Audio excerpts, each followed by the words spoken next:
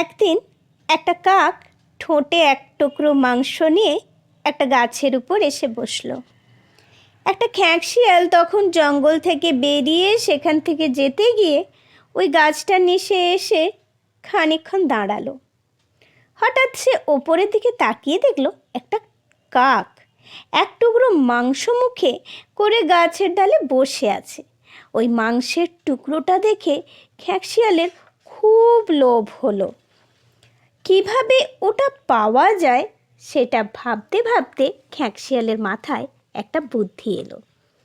সে তখন জোরে জোরে বলতে লাগলো, সত্যি কাক কি সুন্দর প্রাণী, কি চকচকে পালক তার গায়ে, কিন্তু হায় ভগবান তাকে কথা বলার ক্ষমতা দেননি।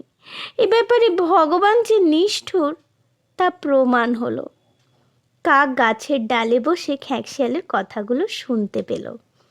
তার যে মিষ্টি কণ্ঠস্বর আছে সেটা প্রমাণ করতে সে খুব জোরে চিৎকার করে উঠল, কা কা করে।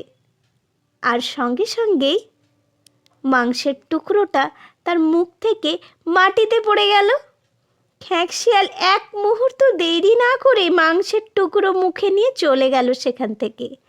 যাওয়ার সময় সে বলে গেল, ও হে কাক, তুমি যতই সুন্দর হও না কেন, তার অর্ধেকও যদি তোমার বুদ্ধি হতো তাহলে এই মাংসের টুকরোটা তোমাকে খোয়াতে হতো না। নীতিকথা, বুদ্ধিমত্তার সাথে সর্বদা কাজ করা উচিত।